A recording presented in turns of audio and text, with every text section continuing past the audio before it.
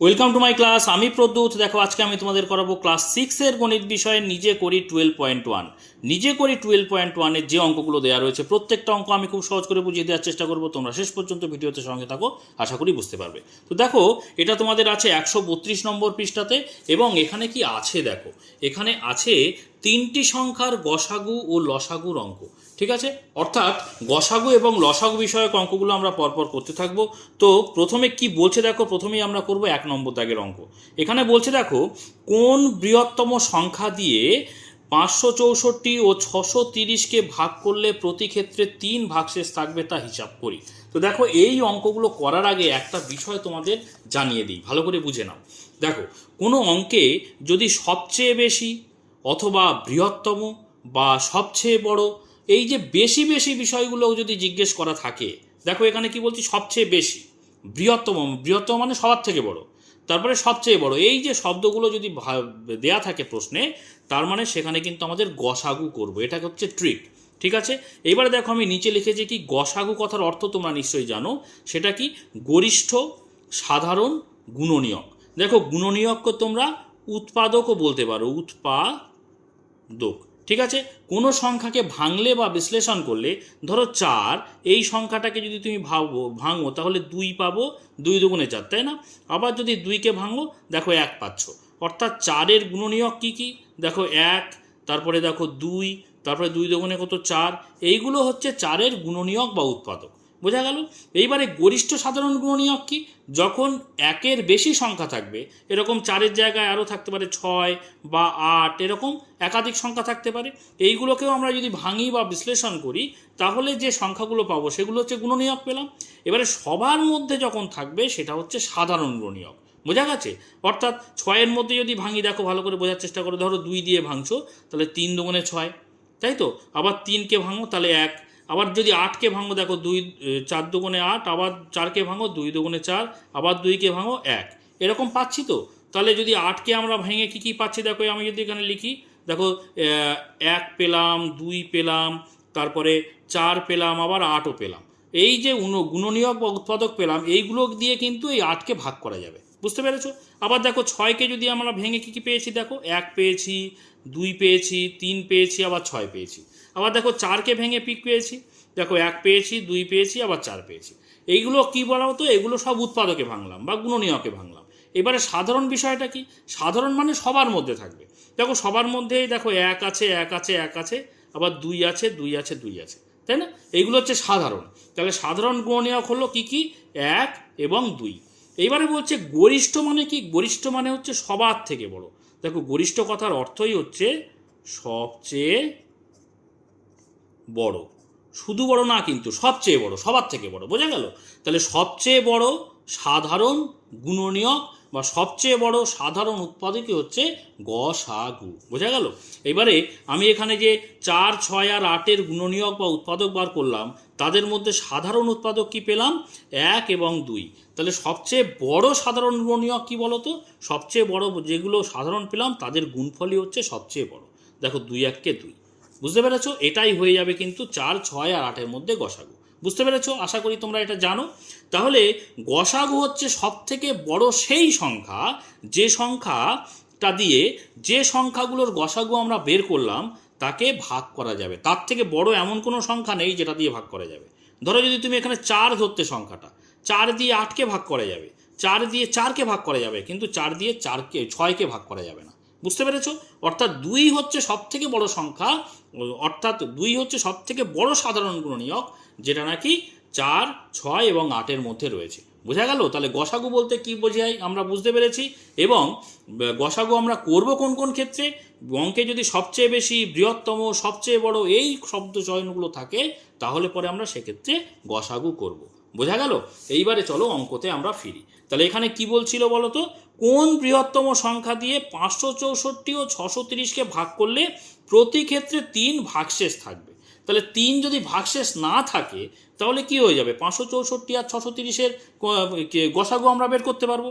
তাহলে 564 আর 630-এর মধ্যে সবচেয়ে বড় সংখ্যা দেখো বৃহত্তম সংখ্যা এখানে এই শব্দটা রয়েছে, তাই না?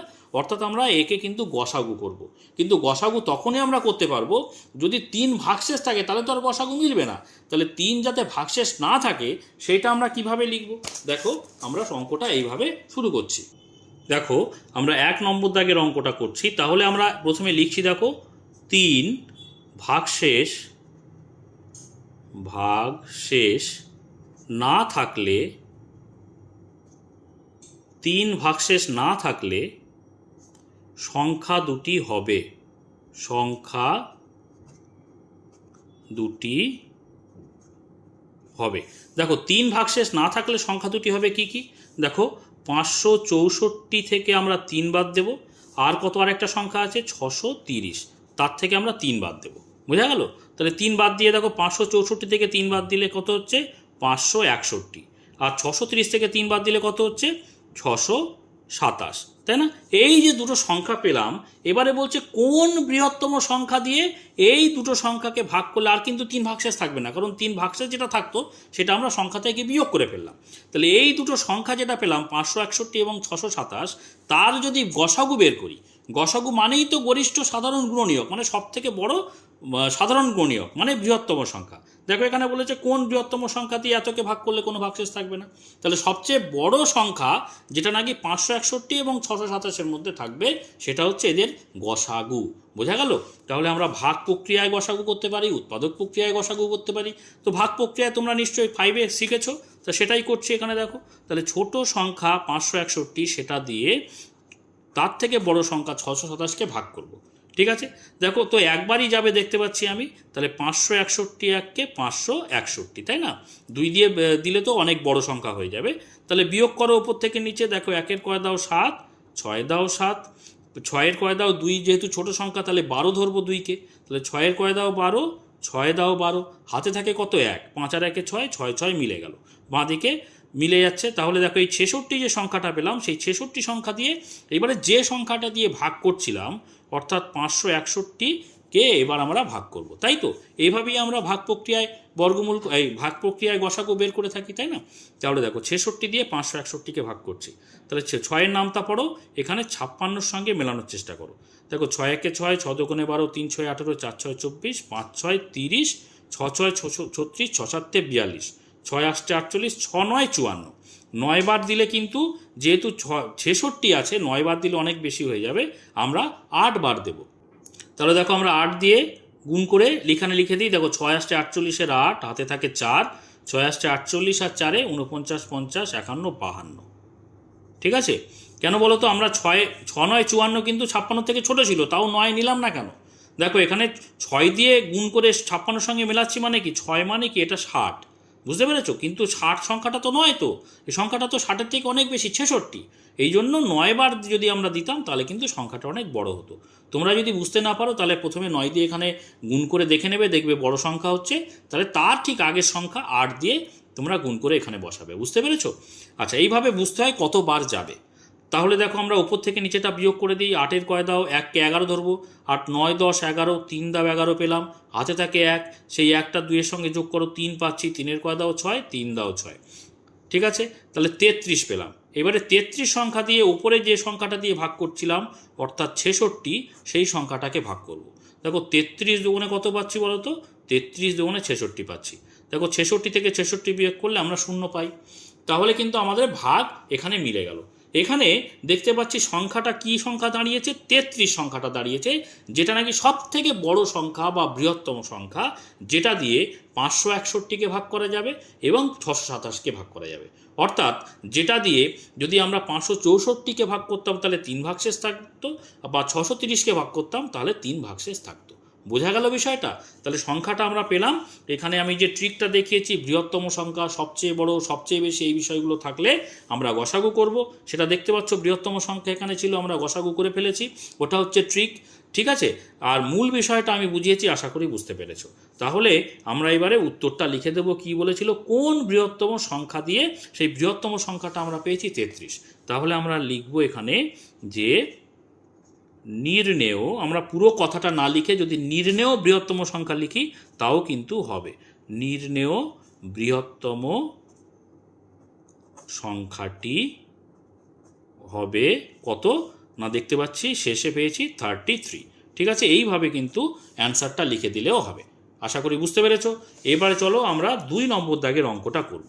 2 নম্বর দাগের অঙ্কটা কি বলছে? বলছে কোন বৃহত্তম সংখ্যা দিয়ে 78, 182 এবং 195 এই যে 3টে সংখ্যা দেওয়া রয়েছে তাকে ভাগ করলে কোনো ভাগশেষ থাকবে না তা হিসেব করি। দেখো ওপরের অঙ্ক এবং নিচের অঙ্ক একই অঙ্ক, এখানেও দেখো বৃহত্তম সংখ্যা পাচ্ছি, তাই না? তাহলে আমরা গসাগু করব, কিন্তু ওপরের ক্ষেত্রে বলা ছিল 3 ভাগশেষ থাকবে। 3 ভাগশেষ থাকবে বলে আমরা কি করেছিলাম, সংখ্যা থেকে 3 ভাগশেষ যাতে না থাকে সেই জন্য 3 বিয়োগ করে সংখ্যাগুলো বের করেছিলাম। এখানে বলেছিল, এখানে কি বলেছে 2 নম্বর দাগের, যে কোনো ভাগশেষ থাকবে না। দেখো ভাগশেষ থাকবে না, সুতরাং এই যে 3 বিয়োগ করার বিষয় বা কোনো সংখ্যা বিয়োগ করার বিষয়টা আর রইল না, শুধুমাত্র এই 3টে সংখ্যার গসাগু করে দিলেই কিন্তু আমাদের অঙ্কটা হয়ে যাবে। তাহলে 2 নম্বর দাগের অঙ্কটা করছি। দেখো এখানে 2 নম্বর দাগের অঙ্কটা করব। কি লিখব? সিম্পল এই 3টে সংখ্যার আমরা গসাগু করে দেবো। ভাগ প্রক্রিয়ায় করা যাবে, উৎপাদক প্রক্রিয়াও করা যাবে। যদি বড় বড় সংখ্যা হয় তাহলে ভাগ প্রক্রিয়ায় অঙ্ক করবে, তাহলে কিন্তু অঙ্ক সহজেই তোমরা মেলাতে পারবে। খুব সহজে হচ্ছে ভাগ প্রক্রিয়া। ঠিক আছে, তো দেখো 78 দিয়ে আমরা সব থেকে ছোট সংখ্যা দিয়ে আমরা মাঝারি সংখ্যাকে ভাগ করছি। 78-এর নামটা তো পড়ার ব্যাপার নেই, 7-এর নামটা পড়ো, 18-এর সঙ্গে মেলানোর চেষ্টা করো। দেখো 7 একে 7, 7 দুগুণে 14, 3 7 21 বড় হয়ে যাচ্ছে, তার মানে 2 দিয়ে যাবে।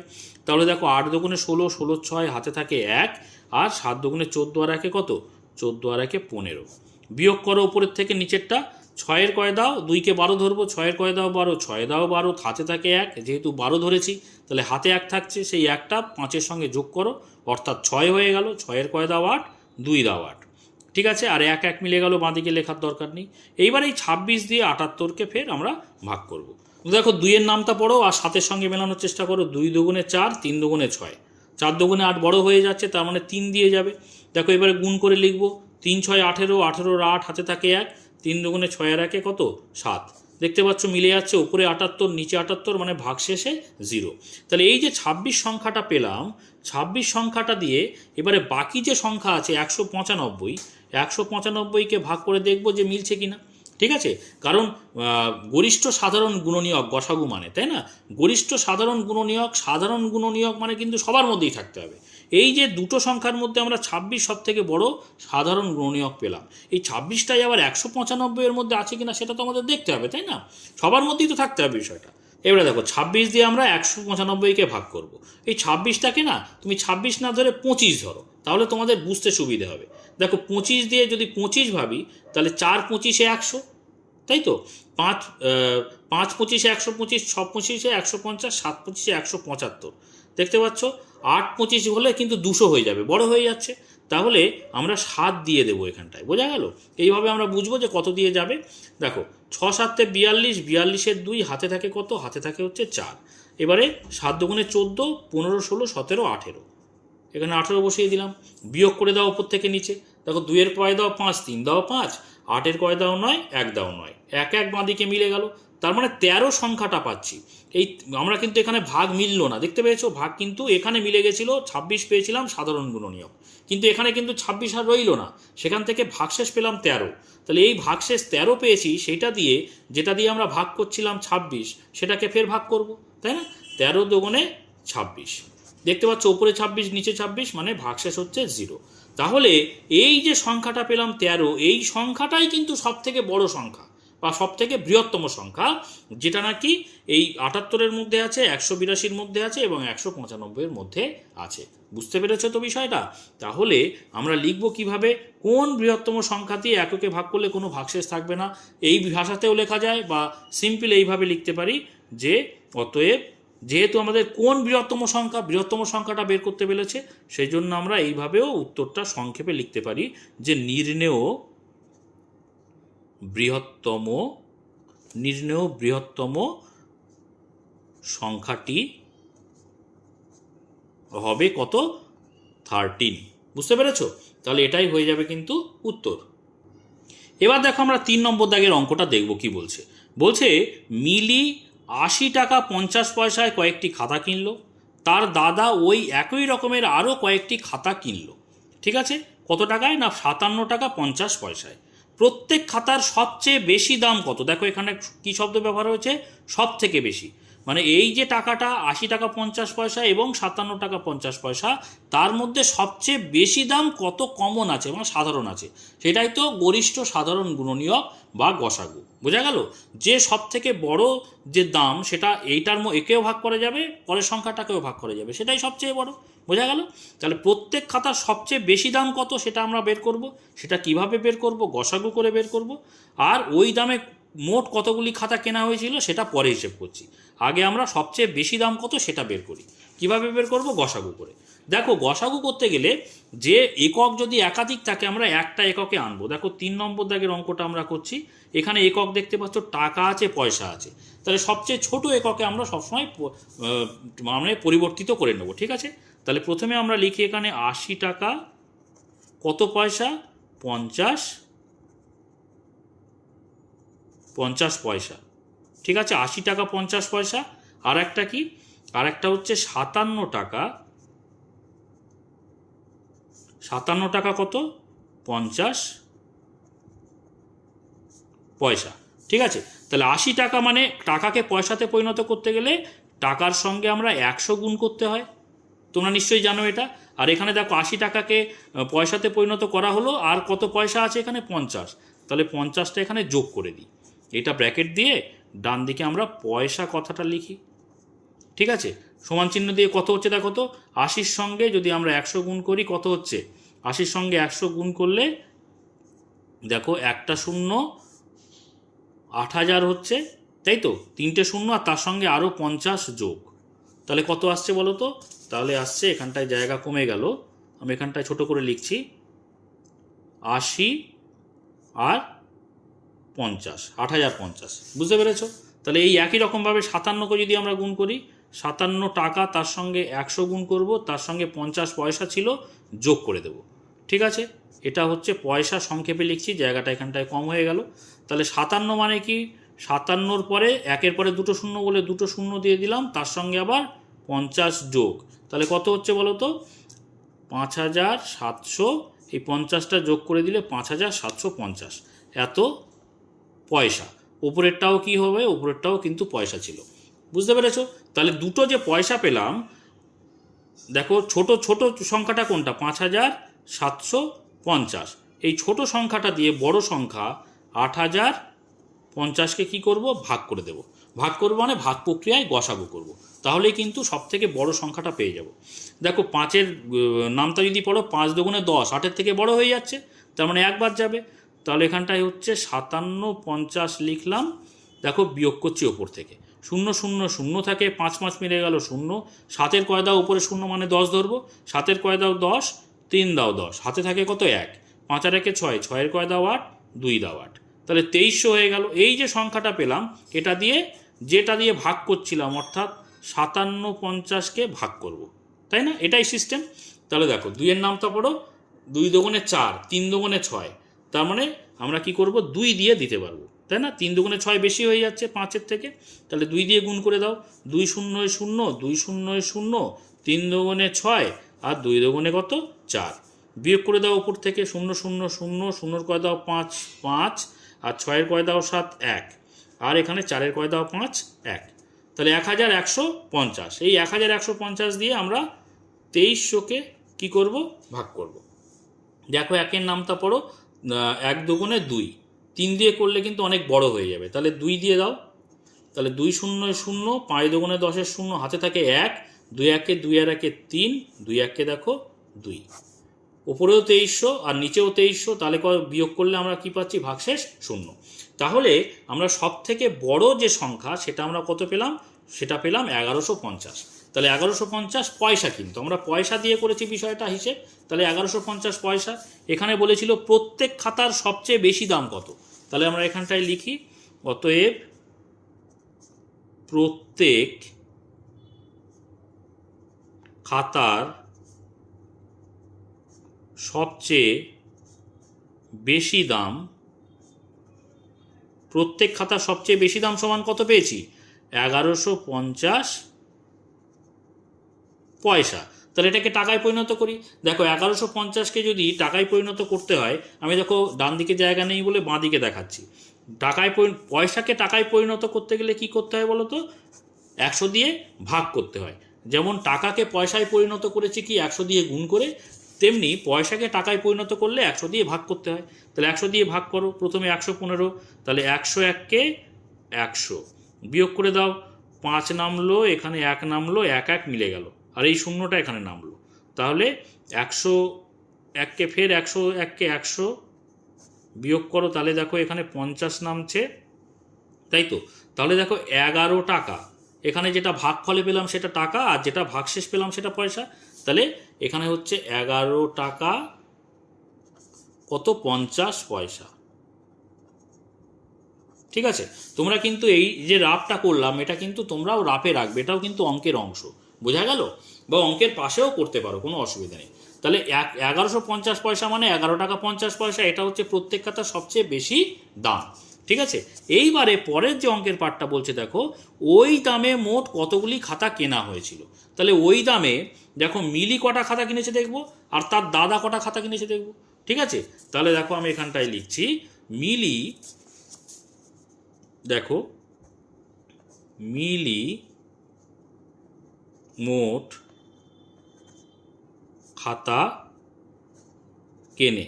দেখো মিলি যে খাতা কিনেছিল তার মোট দাম কত ছিল? মোট দাম ছিল, আমরা পয়সায় বের করেছিলাম, দেখো 8,050। আমরা পয়সাতেই ভাগ করে দিচ্ছি, তাহলে আমাদের ভাগ করতে সুবিধে হবে। 8,050, সেটা দিয়ে প্রত্যেকটা খাতার দাম কত? প্রত্যেকটা খাতার দাম আমরা 1150 পেয়েছি। ঠিক আছে? বুঝতে পেরেছো? তাহলে দেখো মোট মিলি যে মোট খাতা কিনেছিল, যে কটা খাতা কিনেছিল তার মোট দাম কত ছিল? 80 টাকা 50 পয়সা। সেটাকে আমরা পয়সায় বের করে কত পেয়েছিলাম? 8,050 পয়সা পেয়েছিলাম। সে 8,050 পয়সাকে আমরা প্রত্যেক খাতার সবচেয়ে বেশি দাম কত পেয়েছি না 1150 পয়সা। তাহলে প্রত্যেক খাতার দাম 1150, সেটা দিয়ে মোট খাতার দাম 8,050কে ভাগ করলে আমরা কটা খাতা কিনেছিল খুব সহজেই পেয়ে যাব, তাই না? তাহলে দেখো ভাগের সম্পর্কে আছে, 0 0 কেটে দিলাম প্রথমে। এবার দেখো 5 দিয়ে কাটো, শেষে যেহেতু প্রত্যেকের 5 আছে ছোট ছোট করে কাটি।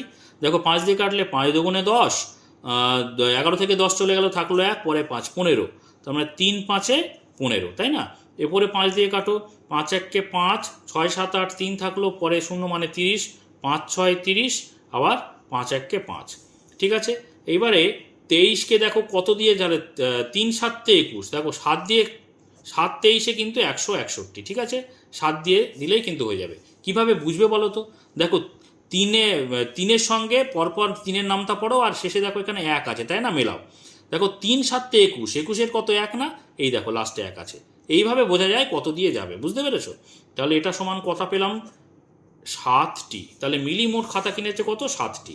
এবারে দাদা কটা খাতা কিনেছে? দেখো আমি লিখছি এখানটায়, দাদা মোট খাতা কেনে। দাদা মোট খাতা কেনে কটা? দেখো মোট দাদা খাতা কিনেছে 57 টাকা 50 পয়সা। দেখতে পাচ্ছ 57 টাকা 50 পয়সা। সেটাকে আমরা পয়সাতে প্রকাশ করে কত পেয়েছি? 5750, অর্থাৎ 5,750 পয়সা। ঠিক আছে? আর প্রত্যেকটা খাতার দাম কত পেয়েছি? সবচেয়ে বেশি দাম 1150 পয়সা। তাহলে 1150 দিয়ে ভাগ করে দেব, তাহলেই আমরা পেয়ে যাব। দেখো 0 0 কেটে গেল, দেখো এখানে 5 আছে, এখানে 1 আছে, তাহলে 5 দিয়ে গুণ করলেই কিন্তু পাওয়া যাবে। দেখো 5 দিয়েই যাবে এটা। ঠিক আছে? দেখতে পাচ্ছ? তাহলে এটা হচ্ছে 5টি। তাহলে মিলি মোট খাতা কিনেছে 7টি, দাদা মোট খাতা কিনেছে কটা? 5টি। তাহলে মোট কটা খাতা কেনা হয়েছে? এখানে জানতে চেয়েছিল কি, ভালো করে খেয়াল করো, বলছে ওই দামে মোট কতগুলি, মোট কে কত নয়, আমি কে কত বের করেছি মোট পাওয়ার জন্য। তাহলে মোট কতগুলি খাতা কেনা হয়েছিল হিসাব করি, তাহলে আমরা মোট কথা পাচ্ছি, এখানে 7টি আর 5টি যোগ করলে পেয়ে যাব। তাহলে আমরা লিখব অতএব ওই দামে মোট খাতা কেনা হয়েছিল